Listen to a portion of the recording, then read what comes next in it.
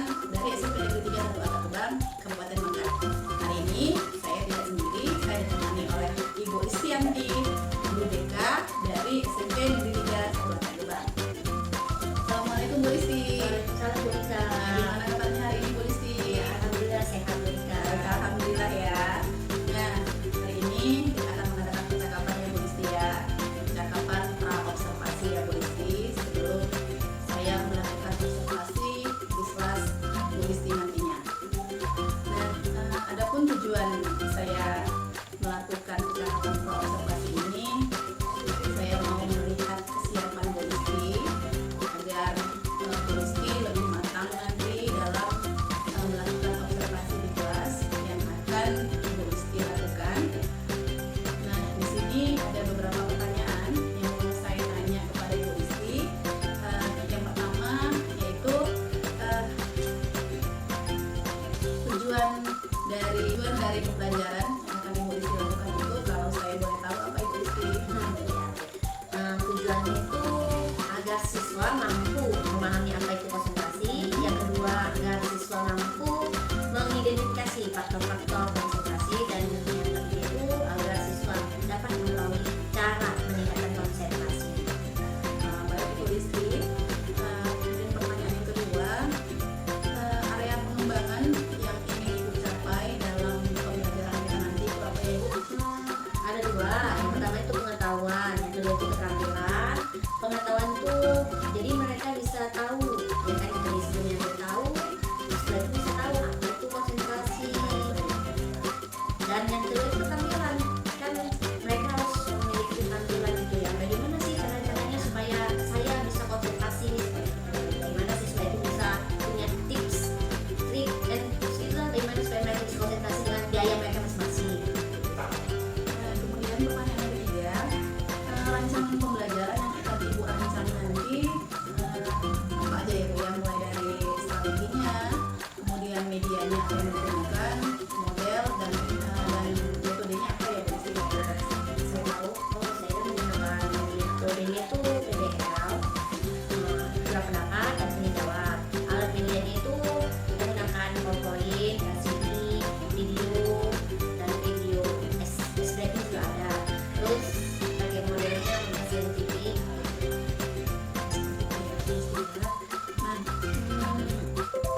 Kalau boleh saya tahu, rencananya kapan Bu Isti akan melakukan pembelajaran ini? Oh iya, rencananya besok berita saya akan melakukannya di kelas 8 Bu.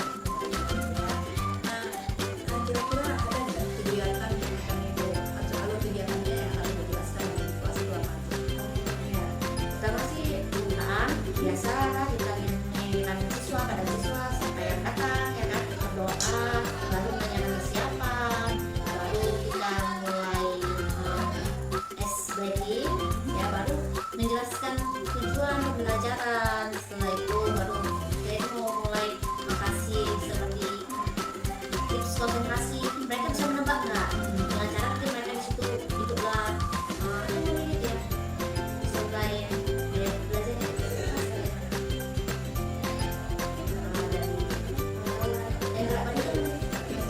iya, kinestetiknya mereka itu bergerak badannya. Jadi yang tadinya mereka biasanya kan tetap ya dia duduk di bangku, jadi mereka saya ajak aktif gitu ya, yang maju ke depan. Bagi mereka yang paham tugas konsentrasinya itu seperti tebak warna pada tulisan, jadi mereka tebak warnanya ditulis di kertas lalu ditempel dan jadi bagus seperti itu. Gitu ya, banyak yang kegiatannya ya sepertinya ya. Ini luar biasa. Iya, baru nanti siswa itu juga kita ada pembagian kelompok, jadi kegiatan itu jadi sesuai dengan dikasih LKPD, mereka bahas di kelompoknya, baru mereka presentasi, barulah saya yang menyimpulkan hasil seluruhnya tadi bagaimana. Mereka seperti itu ya. Baik ya Bu Isti ya, terima kasih atas waktunya sudah mau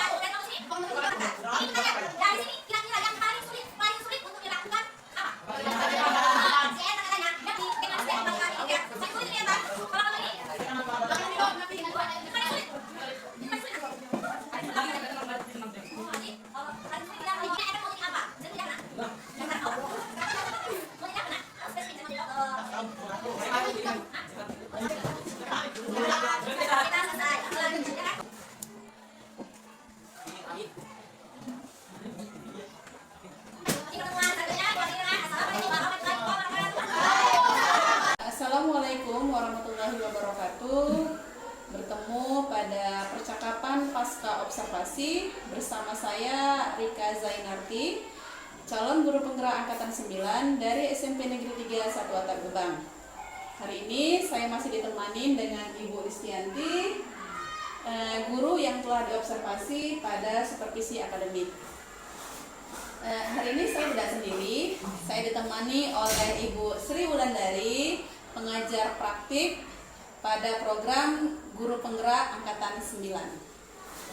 Assalamualaikum Ibu Ulan, Assalamualaikum Ibu Listi. Waalaikumsalam. Gimana kabarnya Ibu hari ini? Alhamdulillah baik. Alhamdulillah baik ya. Langsung aja kita ya. Yang pertama, ada beberapa pertanyaan yang ingin saya ajukan kepada Ibu Listi mengenai observasi yang telah Ibu lakukan kemarin. Seperti bincang-bincang kita di awal tentang praobservasi, kemudian Ibu melakukan observasi. Hari ini kita berbincang-bincang tentang pasca observasi yang telah Ibu lakukan. Baik ya Ibu, pertanyaan pertama, saya mau bertanya ke Ibu, bagaimana perasaan Ibu setelah melakukan observasi di kelas kemarin? Ya, alhamdulillah sedikit lega dan agak senang gitu karena berjalan dengan baik. Alhamdulillah ya Ibu ya.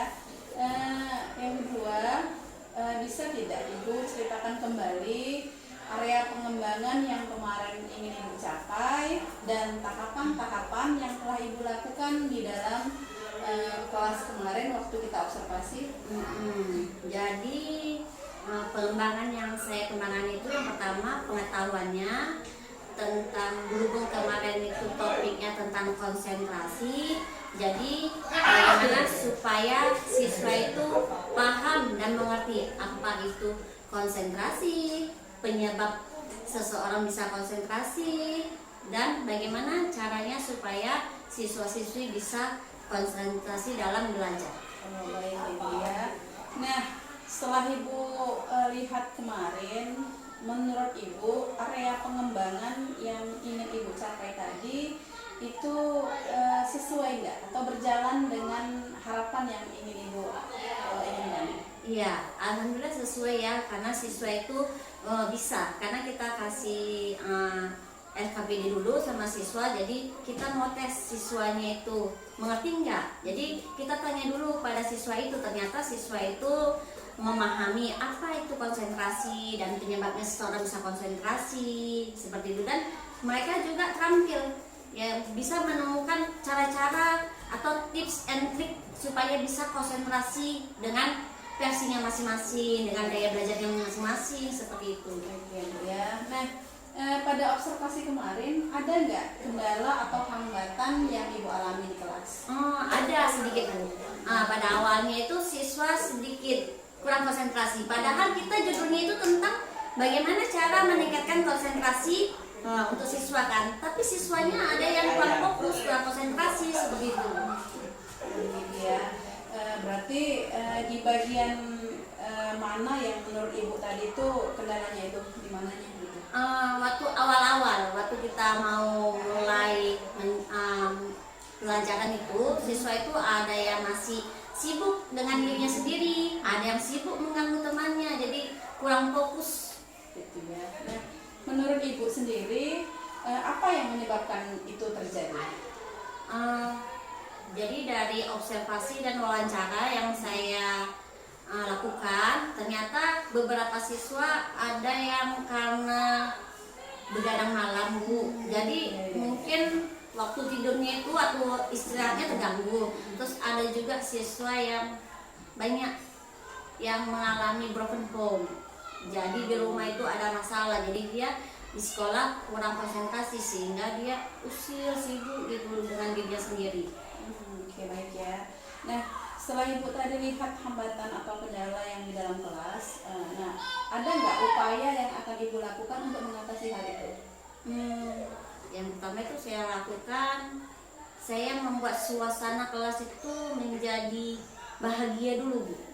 Ya, jadi karena menurut saya kalau kita di kelas itu udah senang, bahagia, ya insya Allah itu siswa itu jadi semangat untuk belajar dan fokus untuk mengikuti pelajarannya. Jadi dari situ saya coba buat ice breaking yang sesuai dengan topik, yaitu tentang konsentrasi. Jadi siswa itu fokus dengan ice breakingnya dan mereka itu aktif semuanya kan, maju satu-satu ke depan sesuai dengan petunjuk ice breaking yang saya berikan dulu.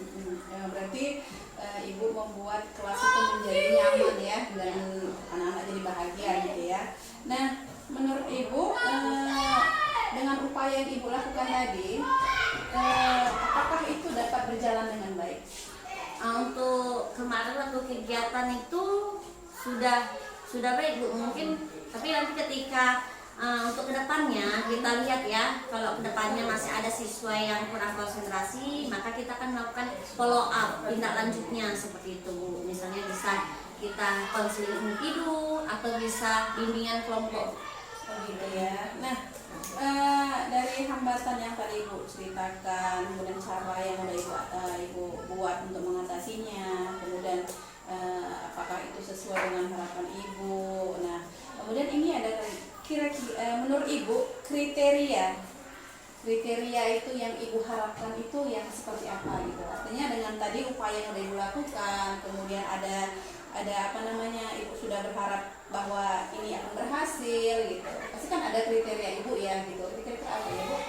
Kalau menurut saya itu ya, kriteria yang saya harapkan tuh bukan hanya dalam pelajaran saya Bu. Jadi ketika pelajaran yang lain, ketika mereka sudah tahu apa sih itu konsentrasi, apa sih penyebab yang mempengaruhi seseorang bisa konsentrasi, dan mereka sudah menemukan tips and tricks supaya bisa konsentrasi, jadi mereka itu ketika pelajaran yang lain juga bisa fokus Bu. Jadi ketika mereka fokus dengan pelajarannya, insya Allah ilmu yang diberikan oleh guru-guru itu bisa masuk kepada siswa. Ada lagi Bu? Ya, itu sih cuma itu harapannya. Ya, jadi ya baik ya Bu ya. Jadi tadi sudah kita tahu hambatannya, kemudian cara mengatasinya, kriteria Ibu gitu ya. Nah, yang menurut Ibu lah, apa yang akan Ibu lakukan setelah Ibu tahu tadi alternatif untuk membuat siswa itu menjadi lebih fokus tadi? Alternatif tadi kan ibu sebutin semua dengan semua itu. Nah, menurut ibu setelah ibu melakukan itu semua gitu ya, dengan alternatif yang ibu lakukan gitu ya. Nah, apa yang mau kedepannya ini ibu lakukan kembali gitu? Selain saya melakukan observasi kepada siswa di pelajaran lain juga, saya juga akan wawancara sama guru-gurunya. Saya bertanya sama guru-gurunya apakah siswa-siswi kita sudah konsentrasi belajar seperti itu, Bu. Jadi kan ada kerjasama antara saya dengan guru yang lain untuk sama-sama melihat kemajuan siswa kita, Bu. Berarti bekerja sama dengan guru-guru yang lain tadi ya, seperti ibu bilang ya. Baik ya. Nah, kapan rencana ini akan ibu laksanakan? Sepertinya mulai minggu depan, Bu. Mulai minggu depan ya, karena kita ini ya ujian ya, Bu ya. Iya. Ya, baik ya, Bu ya.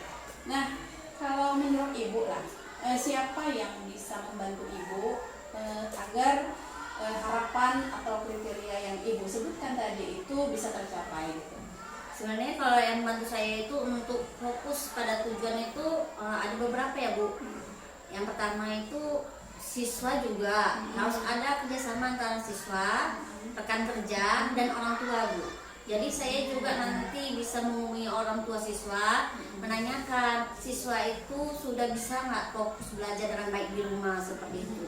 Berarti harus ada kerjasama Iya, ya, harus ada kerjasama. Bilang orang tua, siswa dan juga gurunya ya. Nah, apa yang bisa memastikan ibu bahwa ini bisa berjalan dengan baik?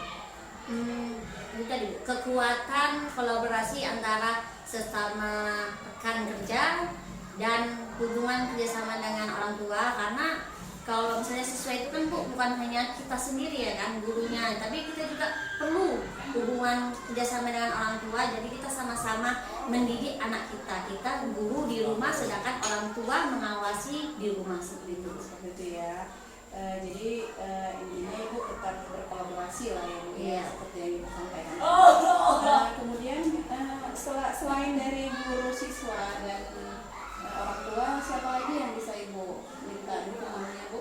Iya, kepala sekolah, Bu. Kepala Karena kalau nggak atas izin kepala sekolah nggak mungkin kan bisa terlaksana dengan baik seperti itu. Ya, baik ya, Bu ya. Oke, dari percakapan kita nih, setelah ibu melakukan pra-observasi, kemudian observasi, kemudian pasca observasi, menurut ibu kesimpulan apa yang ibu dapat dari semua kegiatan yang sudah kita lakukan? Menurut saya kesimpulannya dari yang kita observasi, terus observasi dan pasca, menurut saya kegiatan ini adalah kegiatan yang bagus sehingga kegiatan kita itu dapat terencana dengan baik, terus dapat terawasi dengan baik, dapat dilakukan gitu, Bu. Jadi adanya hubungan kerjasama antara seseorang yang diobservasi dan seseorang yang mengobservasi itu sangat baik menurut saya. Jadi ada hubungan timbal balik ya, Bu ya. Oke. Nah, kemudian dari rangkaian semua kegiatan yang sudah kita lakukan, wawasan apa yang ibu dapatkan dari semua rangkaian yang sudah kita lakukan? Kalau menurut saya itu ada tambahan seperti yang sebelumnya saya tadi nggak tahu. Ternyata ketika kita mengajar itu, ketika melakukan observasi itu, saya kira hanya waktu observasi, Bu. Ternyata ada pra observasi dan pasca observasi. Jadi ditanya dulu apa sih sebenarnya apa yang mau dilakukan nanti sebelum observasi, dan ketika observasi memang benar-benar diobservasi, dan paskanya juga, Bu, ditanya tindak lanjutnya apa, terus hasil yang sudah diperoleh gitu. Menurut saya itu sesuatu yang bagus ya, Bu. Jadi memang benar gitu ada hasilnya seperti itu, dan bermanfaat juga kalau misalnya seperti saya nanti suatu saat saya mengobservasi teman saya juga mendapatkan ilmu dari dia yang tadinya saya kurang tahu, ternyata seperti ini gitu. Mungkin dia dengan metode dia belajar yang lain yang tadinya saya belum tahu, jadi saya jadi lebih tahu gitu. Ternyata dengan metode dia saya bisa menggunakannya untuk saya mengajarkan kepada siswa saya, barangkali bisa lebih bermanfaat gitu. Alhamdulillah sekali ya, Bu ya, banyak manfaatnya yang ibu dapatkan. dari hasil obrolan kita di awal observasi, kemudian melakukan observasi hingga sampai ke pasca observasi. Saya mengucapkan terima kasih ya Bu ya atas waktunya. Baik, kita kembali ke awal kembali. Saya mengharapkan umpan balik dari Ibu Sri Wulandari selaku pengajar praktik atas percakapan yang sudah kami lakukan dalam pasca observasi ini. Baik, terima kasih Bu Ika, terima kasih Ibu. Ini bagus banget ya, percakapannya nyambung gitu.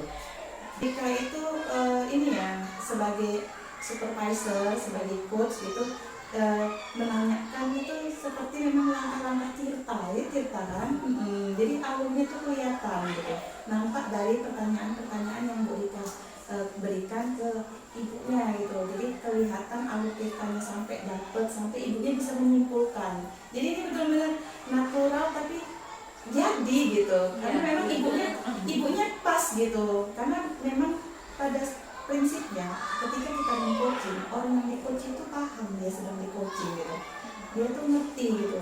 Makanya kan coaching ini sebenarnya diskusi sederhana tapi harus berpikirnya agak ini kompleks gitu ya Bu. Ibu lah gimana perasaannya tadi waktu yang ditanya-tanyain seperti itu? Awalnya deg-degan ya Bu, tapi ternyata yang di coaching itu kan memang sesuai yang kita lakukan, sesuai dengan memang yang udah terjadi dan yang kita pikirkan gitu Bu. Memang itulah yang terjadi, akhirnya itu begitu aja Bu. Benar, jadi memang apa yang dilakukan Bu Rika ini sudah sangat bagus ya. Nanti saya mungkin itu saja Bu Rika. Baik, terima kasih saya ucapkan kepada Ibu pengajar praktik, kemudian terima kasih kepada Ibu Istianti atas waktu yang sudah diberikan. Kami sudahi, wabillahi taufiq wal hidayah. Assalamualaikum warahmatullahi wabarakatuh.